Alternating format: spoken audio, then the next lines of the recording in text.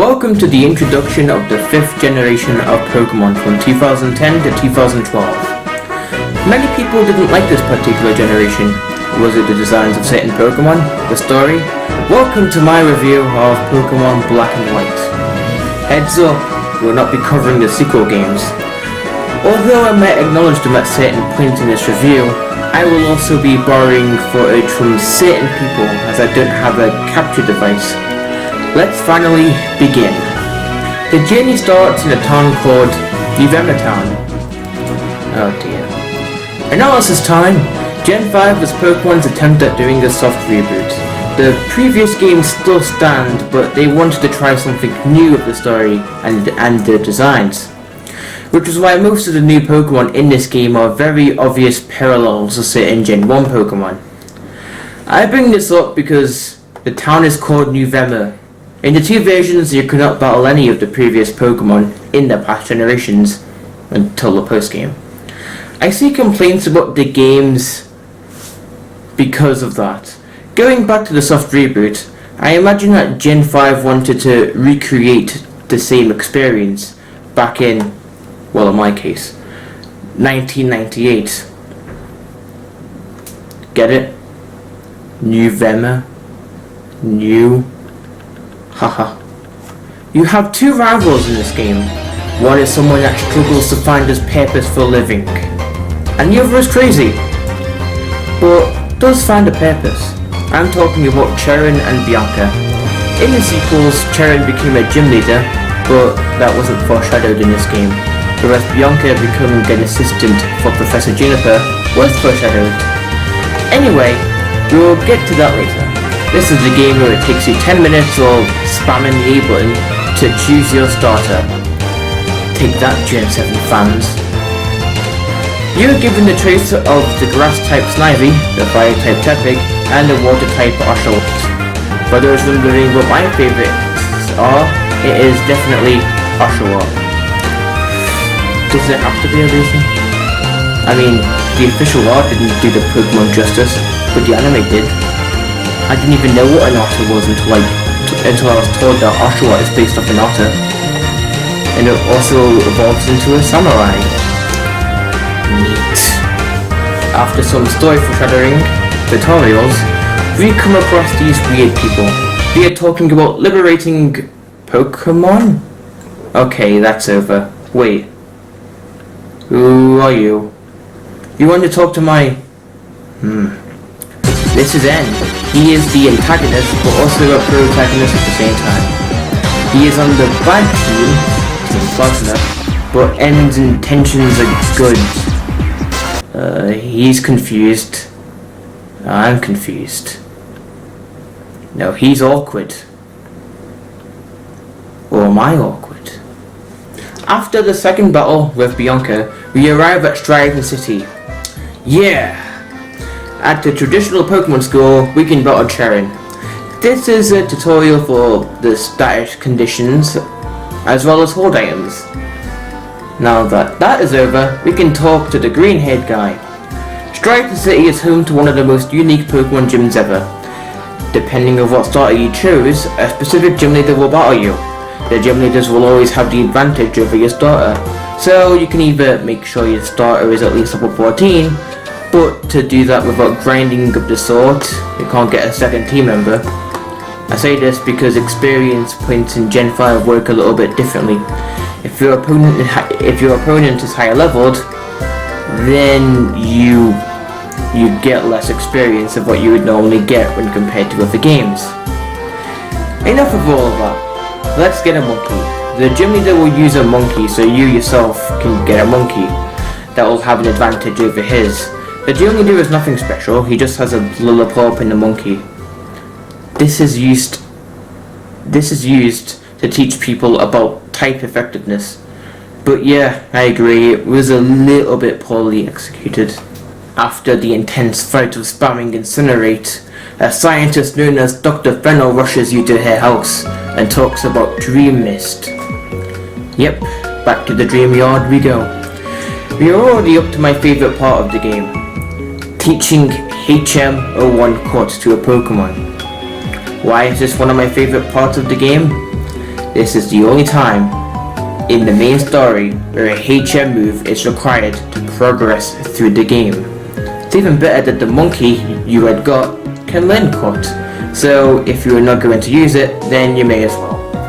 While Gen 7 got rid of HMs completely, Gen 5 had made the HMs only recommended for getting extra items and fighting more trainers. Once we use the move Court, we find two grown men beating a Mooner because they want the Dreamers too.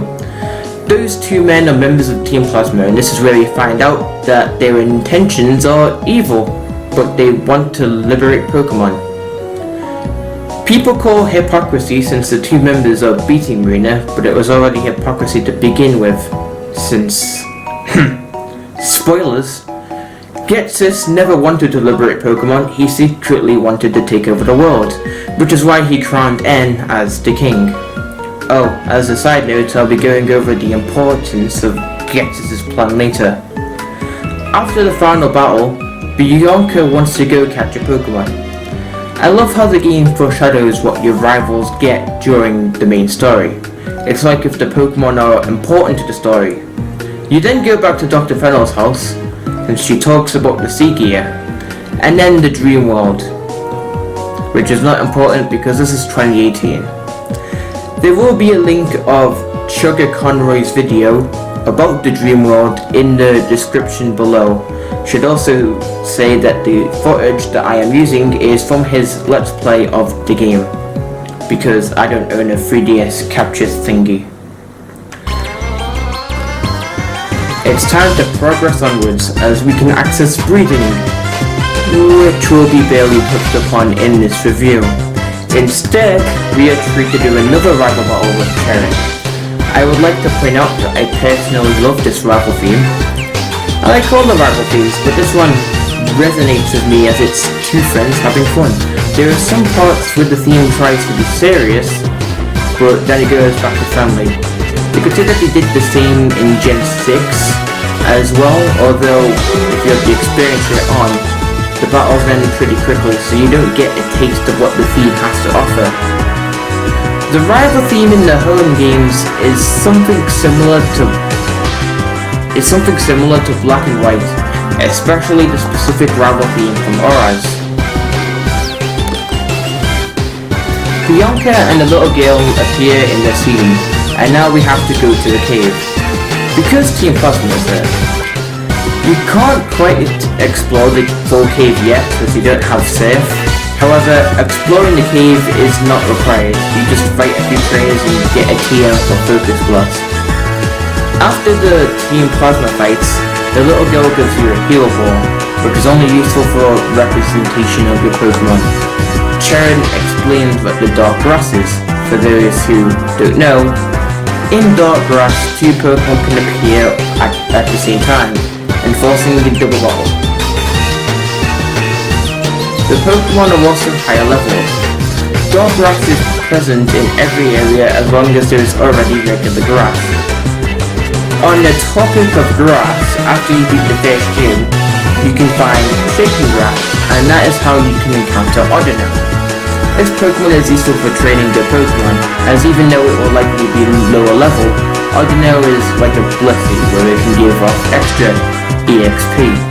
You can also find Pokemon that are tricky to obtain, mainly Pokemon that will evolve with Stone or Happiness, but they are fully evolved.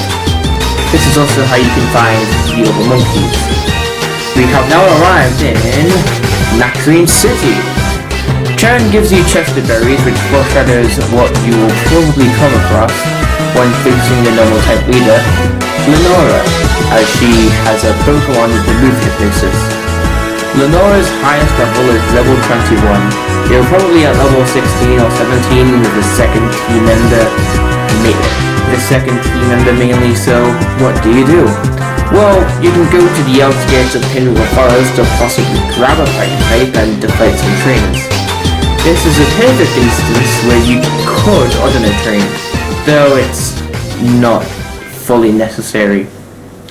A major thing people complain about in Pokemon in the newer games is that they lack freedom when compared to Gen 1 and 2. For those who don't know, in Gen 1 you could fight Koga and Sabrina in any order. In Gen 2 you could fight Bryce before Chuck and Jasmine. With Gen 5's map layout, if you look at it, it is a circle. A giant circle with a few extra stuff. Seems very linear. I will compare this to Sinnoh. With Sinnoh, you can't choose the order in which you fight gym leaders, but if you look at the map, there are loads of connecting paths. You get to Orberg City to Intent. You get to Orberg City to Eternity City with the bicycle, and it is a lot quicker than the path you originally take. I know that you can do the shortcuts after you've took the way you are supposed to go, but say if you wanted to backtrack, there is a particular HM that is both for backtracking, and that is fly. In Gen 4 the animation is so slow and you have the added effect that it takes 2 turns to do damage, to the point where it would be better to keep wing attack or aerial links on your flying type, because then you could use the move twice. And that would be more powerful than fly in terms of base powers. Fly is 90 and 2 wing attacks are essentially 120. I bring this up because in Universe there are no possibilities for quick travel.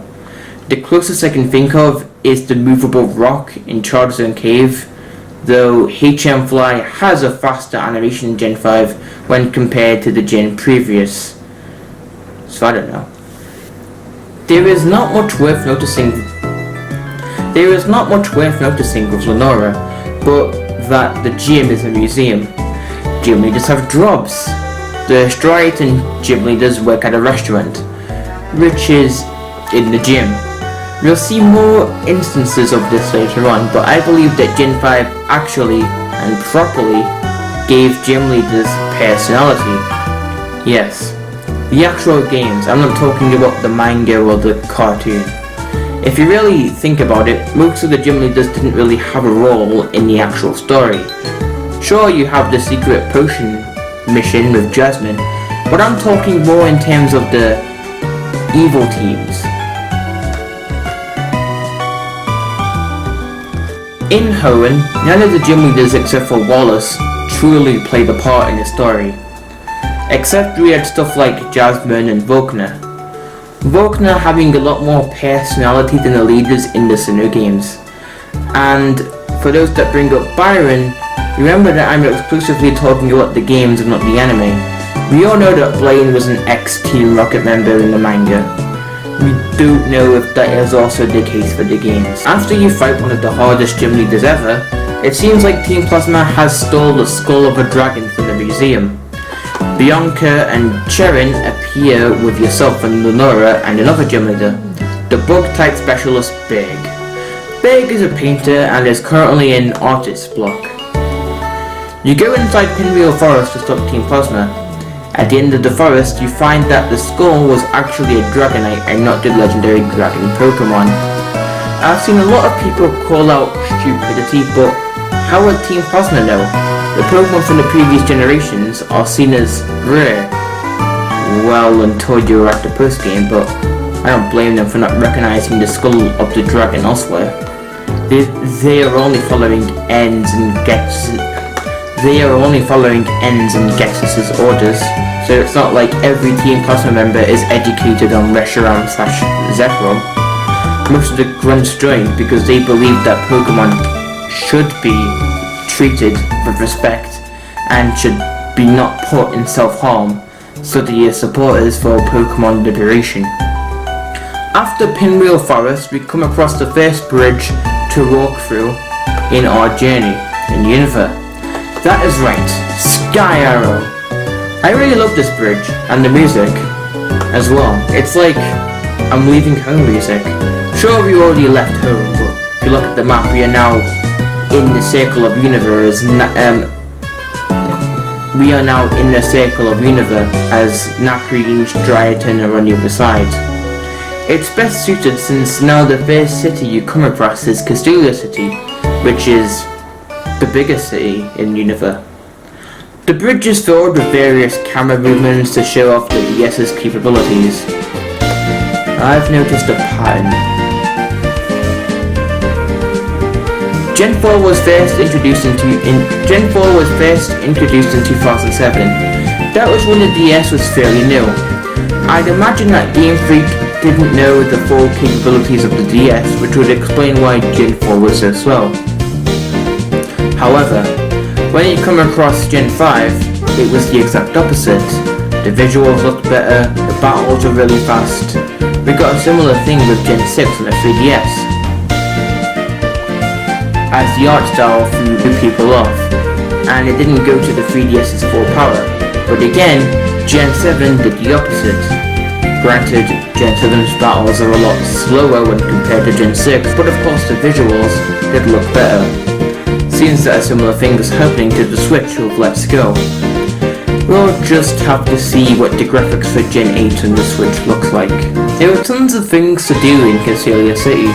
You can get the experience share, battle trainers, capture a new team member in the route ahead, side quests like Flash. There's a lot. Even more things open up in the post-game. I can only find one problem that I have with Galladeiator City, and that is the music. The music is really good, but like I said, there's a lot of things to do here and the music is on repeat, which is really annoying. This is a nitpick, but I wanted to at least say one negative thing in this review, so here you go. There are more Team Plasma stuff. It's like this game doesn't want you to forget about Team Plasma. This time they stole Bianca's Marina to get the Dream Mist, and now Iris is now her bodyguard. I am not going on an Iris rant, as Iris is from the anime, but this Iris is okay. I mean, she's a gym leader, depending on what game you have. After Berg, you get a call from Bianca on the X Transceiver, or Crush Transceiver pronunciations. Bianca wants to challenge you to a battle. I like how Bianca gets character development. It's not a lot right now, but just seeing character development and it not being false in a Pokemon game is pretty cool. Take notes, Silver, or Red Hair Guy, or after the battle, we are now required to go through the Sunday route, but we battled Charon. I know what a lot of people are going to say, but is it really a problem? This is the last time that the two rival battles happen consecutively. In the future, battles will be heavily split apart. Fight Cherry after the 4th gym, and then fight Bianca after the 5th gym. Not that bad. At the end of the route, you have a choice of exploring the desert resort, or you can just go to Nimbasa City right now. Just like with Pinwheel Forest in Nakarin City, I love this, how you could go to a separate area to train for the gym. Going to the desert resort is required, but that isn't until way later on in the game. The Pokemon will probably be in the late 30s at least. We are now in Nimbasa City and immediately get a bicycle. With my complaint about Galladeiator City's music earlier, the bicycle fixes that. Except for the fact that you can't ride a bike indoors. Nimbasa City is clearly based off Coney Island in New York, and even Galladeiator City is based off Times Square, sort of. Pretty cool. We can explore two routes on the sides of Nimbasa. The route on the right is optional, even in the Lost Forest, and the route on the left will be required after the gym. There is also 3 facilities in the north of Nimbasa. 2 sports centers and a Pokemon fashion thingy. What do you know? Looks like Bianca is... No, I won't! We get a required tutorial on how to dress your Pokemon. Luckily, you don't have to do the performance. It's not like I hate it, I just don't really care about this. You don't get rewards. In fact, the only rewards you get are more fashionable items. So, let's go! Glade and leave. What? What is this? The music. Bianca's dad. Why does this generation of Pokemon do a better job at giving characters personality, story arcs? I'm sitting here wanting to play as Bianca on her own journey. Why couldn't she be the protagonist? Almost every single important character in the game has a personality. In Gen 4, the only people that had a proper personality were your rival, Rowan, Volkner, and Cynthia. The gym leaders or the admins didn't really have a proper personality. What makes Mars different to Jupiter in the games? Don't bring up the anime and don't bring up the manga. We're only talking about the games.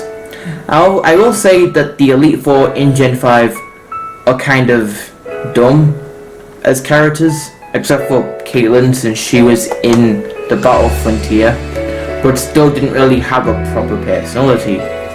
But to be fair, they never did anything in the story. Hell, they never tried to stop Team Plasma at the end of the game. My theory is that Chantel was too busy reading a book, Caitlyn went back to sleep, Marshall went to Twist Mountain, and Grimsley is booking flight tickets to go to Alola. Or is that from a different universe? Team Plasma are hanging out by a Ferris wheel. For some reason. But it looks like N is there, and no. I didn't forget to mention N back at Raccoon City. There was just not much to talk about. So, we are now riding on a Ferris wheel with N, and it is revealed to us that N is the king of Team Plasma. Surprise? When you turn Pokemon Black or White on, a cutscene showing N's coronation plays, so did they think we wouldn't know? After the invigorating Ferris wheel ride, a bunch of grunts appear, and now we are treated to a battle with N. N uses completely different Pokemon to what he had the last two battles. The specific Pokemon that N has are based around what you just encountered. For example, he has a Sigilif. I'd like to think that N was doing a Nuzlocke, so since his Pokemon died, he had to set them free into the wild, and just got a different team of Pokemon. They kind of represent N as another rival. Oh, and this is what I meant from before. N thinks he is the hero, but obviously he isn't, you are. Pokemon Black and White is about a debate between truths and ideals. There has never been a Pokemon game except for this, and its sequels throughout have never had such a deplore. You do have XD and Colosseum that are primarily story-based, having no Pokemon League and no gyms, but the two games are not canon to the main series. They are spin-offs. It is now time to challenge the Electric-type specialist, Elisa. Get it? Because electric? Haha. Elisa's role is that she is a model. Her character is a little bit weak, but it gets expanded upon in the sequels as she changes her appearance to be more recognized. If we are solely talking about these two games, then Elisa probably is the worst gym leader in terms of personality. Or rather, I think she is anyway. Sorry, I'm just a little bit biased. She is annoying in battle. Screw you, vote switching Amogas of Death. I know I can just get a Sandel, but some people have Duat, Tranquil, and Doromaka at this point in the game. Just me. After the gym leader, we head to the western route to fight Sharon. But don't worry, we don't fight Bianca until after the next gym. After the fight with Sharon, the guy from Pokemon Colosseum shows up. But he is apparently a different character and his name is Alder. He is the champion of the universe. That's not a spoiler, you flat out says that. We went to the excitement a little bit since they tell you that he's the champion. With other games it was a surprise finding out who the champion is. Even the sequels did a good job of that. I can only imagine how people reacted to Blue, Cynthia, Kukui, or even Diantha being a champion of their games. The good news is that it doesn't matter that Alder is the champion. Spoiler alert! You don't get to fight Alder until the after game. I addressed this because I've heard that a lot of people didn't get to finish Black and White or didn't see how the game ends. Or rather, the post-game anyway. Charon doesn't understand why Aldo is always goofing around and not in the Pokemon League. And it's all like, if I were the champion, I wouldn't do that. And that is why I want to be strong. This is why I like Bianca as a character. And a rival. She gains character growth. I feel like they didn't know what to do with Charon in the sequel, so they just made him the first gym leader and replaced Lenora. Charon did get better in the sequels, but it was like they tried to change his entire personality to being lifeless.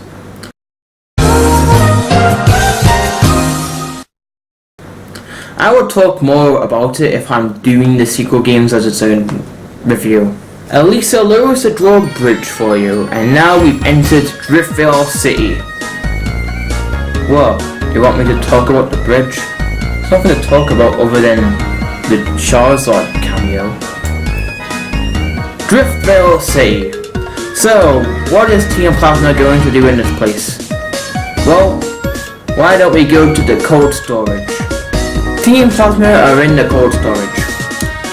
I already said that. We meet one of the most important sages, and that is Zinzalin. Why is he important? Because I remember his name. No, it just foreshadows his role in the sequels. Now for the gym. Wait a minute. There is one more thing we need to cover in this city, and that is rotation/triple battles.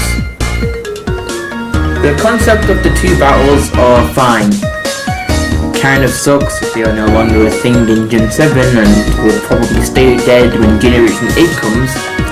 The type of battles are pretty much irrelevant in this game. There are a lot more used in the sequels. I'm noticing a pattern. Now for the ground type specialist, Clay.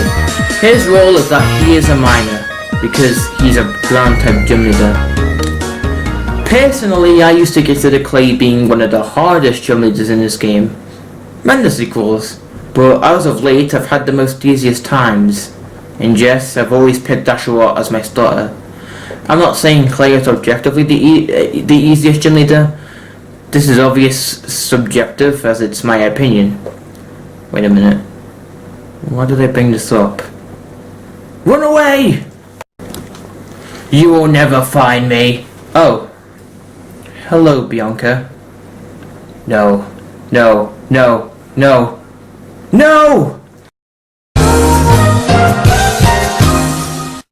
Pull up the route. We come across a cave. They are not going to pull a wellspring, as you can actually go through the cave and out of the other entrance. There is a yellow electric spiderweb blocking the cave. So that's why Clay has to come over here and get his crocodile to bulldoze the web. Oh, and he gives you the technical move of bulldoze. The electric spiderweb foreshadows a Pokemon that you can encounter, and that is Joltik. Also, a new move was introduced in this game called Electro Web. In this cave, we are greeted by Professor Juniper and Bianca. The professor gives you the Lucky Egg. Hands down, one of the best items in this game. Lucky Egg gives you extra experience points, which is immediately good in Gen 5, since your Pokemon gain fewer experience when battling Pokemon that are just, like, one level lower. In Chargestone Cave, we have a new mechanic where you could push these crystal things out of the way. In every other Pokemon game, it would require strength to accomplish this task, but not in this game. In fact, this is the one of two caves that is required to go through, not counting Victory Road. There are other caves, of course, and a lot more in the sequels. At the end of the cave, we fight N, but he asks you an important question. This doesn't make drastic changes to the story, only just dialogue changes at the end. We are now in Mishorton City. It kind of sucks. Weirdly, Team Plasma doesn't do anything in this city. I mean, it's kind of expected since you fought them in Chargestone Cave, But that is not why I dislike the city. It is just meh. I mean, I don't know how to describe it. The music is great. Reminder and deleted people are here. Planes are a bonus. Wait a minute. I realized why I dislike this city. This stupid, dumb, idiotic route with tall grass so you can't ride a bike through it. Substriker. There are things that allow you to walk over the grass to do the bear hunt. This route becomes somewhat important later on, but let's get to the main staple in the Pokemon games. Memorial areas. Graveyard. Tower. Memorial areas. This plays an homage to the Pokemon Tower in Lavender Tower. You know, where you fight a ghost and your rival's Raticate supposedly died. Celestial Tower is not as creepy as its predecessor, but it does have cool music, cool Pokemon to find, and even funny NPCs. Once you make your way to the top of the tower, you meet the flying type specialist Skylar. Skylar was cool and irritating in the anime at the same time. Skylar in the games doesn't give any impression on me. I did say at least it gets better personality wise in the sequel, but Skylar doesn't. At least the two are best friends. Skylar is also a pilot because she uses flying types. Haha. Skylar is up here to ring a bell because someone failed at a Nuzlocke challenge. You can ring the bell too. Press F to pay respects. Celestial Tower is a pretty cool place. It's one of the things that come into mind when I think of Unova. There's, again, not much to say about Skylar's gym. Oh wait. This gym is cool. You go in a cannon and boom!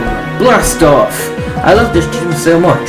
They ruined it in the sequel, even though Skylar is pretty easy as you can get as a striker in a route by the city. The gym puzzle was a redeeming quality. Now we can head to Twist Mountain. Wait a minute, we just beat in the gym. Oh no, it's Charon. Alright, now that that's finished, it's order. Now we finally have Surf.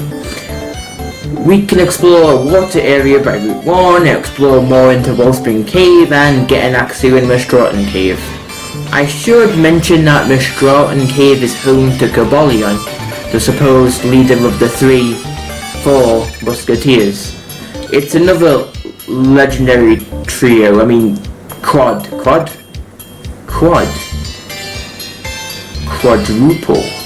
Twist Mountain is very different depending on the season.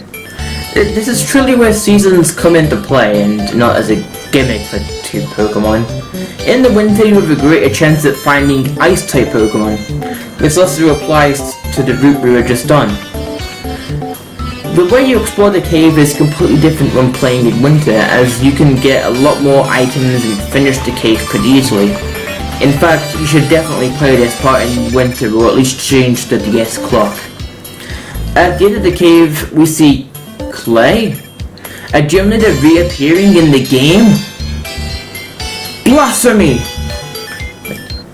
Now, Maylene from the Sinnoh games did reappear as you were heading to Snow Point City, but it didn't really do much to her character the same way the anime did.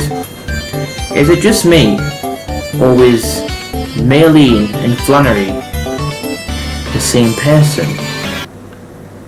But hey, that's just a okay now.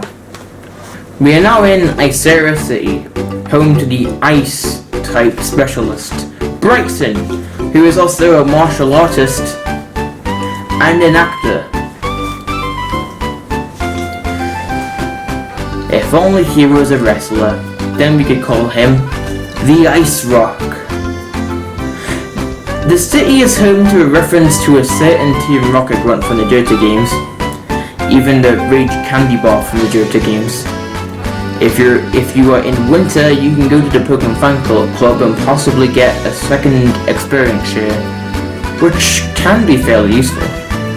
After beating Bryson Man, we reunite with Bianca and Sharon for the first time in ages. Oh, and Cedric Jr. appears in the game. Bryson comes out of the gym because his spider senses were telling him that the Shadow Triad are here. We got a glimpse of them in Chargestone Cave, but here they are again. We'll never know their true identity, which is why there's a particular theory that the Shadow Triad are the Striaton gym leaders.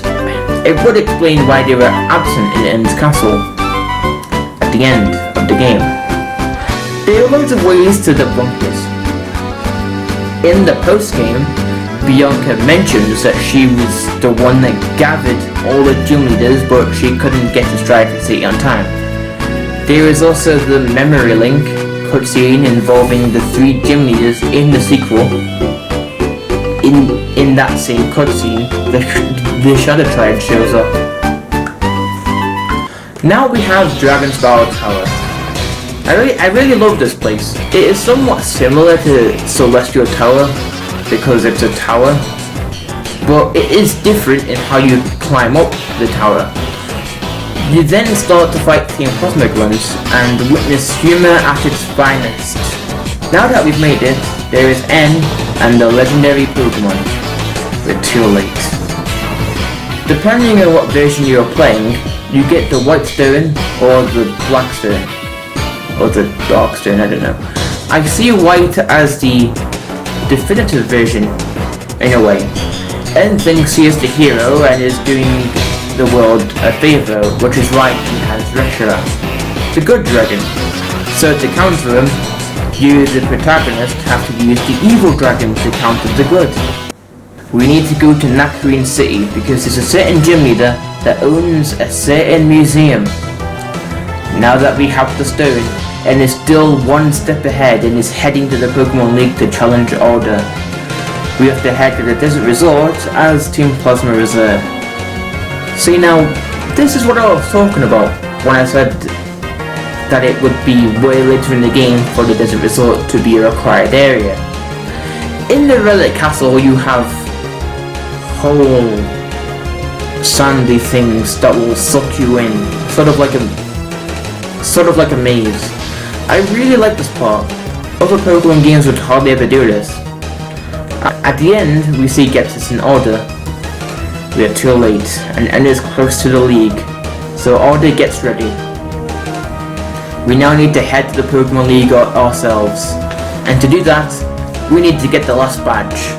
Past Icera City is a route leading up to Okaloosa City, but before we enter, we have to fight Bianca one last time in the adventure. After that, there's another route. Now we are finally in Okaloosa City. This city is very unique. It is one with time, as the city will be different. In Black version, it is very futuristic with techno music, and in White version, it is pretty ancient. I really do like this. They did the exact same thing in the sequels, and even the desert route north of Castilla City is different depending on what version. There isn't really an explanation as to why the city is futuristic but the rest of Univert isn't. The gym leader is a dragon type specialist, Drayden, and he is the mayor of the city. We see a familiar scene back in Accumula Town where Ghetsis gives a speech about Pokemon liberation. We then see Iris and Drayden and they're like, go to the gym. So we go to the gym. The gym puzzle is fairly interesting but almost tediously long. I really don't recommend going back to the Pokemon Center at this point. I do like how it's kind of recreating the battle between the two dragons. Iris and Drayden pretty much have the same Pokemon. I think there's a difference of moves and gender, but it's not a walkthrough, it's a review, so I don't care. After the gym, we can head to the Pokemon League. But wait, this is a Pokemon game. Where is the staple in the series that is present in every Pokemon game? Well, Professor Juniper is over there, and Master Ball! Let's hope nothing convenient happens. And something convenient happened. There's a guy who's like, it's been raining in Mistwalton City. So, depending on what version you're playing, you can fight Tornadus or Thunderous. If you have the two, you can then fight Landorus at the first game. I will be going over this trio later on. Or will I? We are on the final route in the main story of Pokemon Black version and White version. Trainers are stronger than ever, Ardeno are stronger than ever, the music is really good. Nothing can break the tension that I'm making, Sharon. That final Rago battle before the Elite Four. Sharon. Alright, he's done. Before we go to Victory Road, we have to do a badge check. I love this. Every room gives a reminder to the specific type you faced. So, for the jet badge, you're walking on the air, etc. The music gets more intense too. This makes me want to see an open world Pokemon game where you can do the gyms in any order. But the difficulty of the gyms and trainers will vary depending on your badges. This Victory Road has you travelling upwards. It's kind of short. I want to say it's one of the shortest. It also kind of acts like a maze, sort of. You have big slopes and then you do the thing to do the thing. The trainers are really hard in Victory Road, but that goes for all Victory Roads. Except for Johto. The Pokemon League is here, with intense music, stimulating a heartbeat. I always get scared when I'm at this point, because of the music. When I'm at the point of no return, I regret everything. Here we go!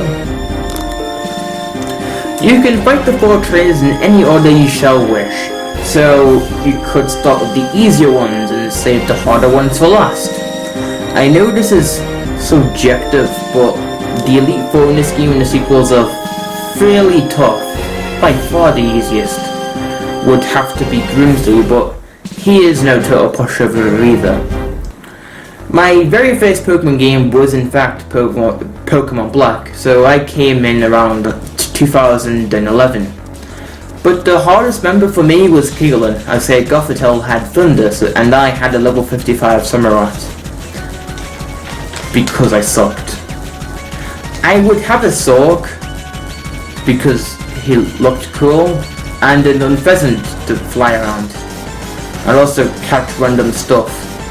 I remember wanting to put my Samurott back in the PC, but my friend at the time said, You can't put your starter in the PC, he's the strongest guy. Marshall is also a pretty cool guy. Him and Bryson were trained by Alder. Chantel is probably my least favourite one of the bunch. She never did anything spectacular. Grimsley is in Alola. Caitlin was in the Battlefront here at Sinnoh and is best friends with Cynthia. Marshall is trained by Alder. I think Chantel references Volkner. I don't know where or how. I'll play the clip if I can find it. But that's it.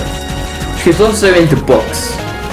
But that's a lot like Lucian, an Elite Four member from Sinnoh that uses a Galladeiator. After the battles, we can head up the elevator, up the stairs, and fail. We're too late. Cherry managed to beat the Elite Four members faster than a speedrunner, and now the castle is connected to the Pokemon League. When we go inside the castle, we're greeted by the sages. All hope is lost, but wait. Earlier in the review I spoiled something. That's right, the gym leaders are here, powering this town. I hate how the Elite Four don't care to help, but this is it. Let's explore. In one of the rooms there are 2 women. These people are dumb. In the opening cutscene of the game, they show them like if they are important but don't do anything except heal your Pokemon. Boo-hoo. They are important in the anime, so what gives? In one of these rooms is a guy that will transport you back to the Pokemon League, so if you forgot something, then now's the time to go get it. Don't worry, there's no consequence going to the League. Talk to him again and he'll take you back to N's castle. There's another room that is N's bedroom.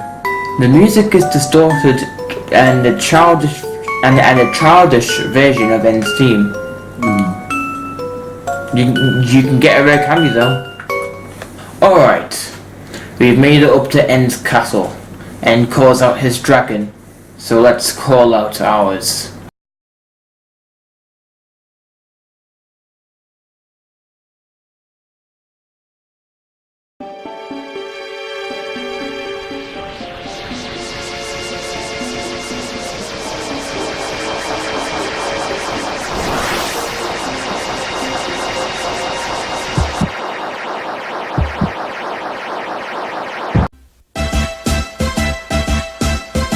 Do the Mario! Swing your arms from side to side. Come on, it's time to go. Do the Mario. Take one step and then again. Let's do the Mario all together now.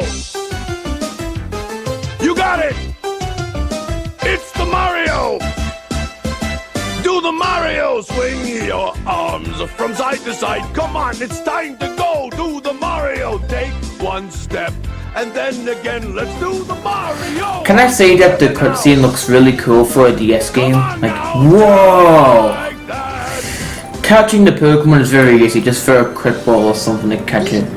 You don't have to use it, but for the story, you may as well. N. This is it. Alright, that's finished. N's a good sport and accepts his defeat, but then Getsus comes in and betrays him because he wants to take over the world. Getsus doesn't care about anyone. He hates his son or adopted son? I don't know. This is going down. The music is complemented by the background as you can hear a storm. There's also a oh yeah sound, like a group of people saying that. Is it just me or does this scene remind anyone of the final boss from Partners in Time?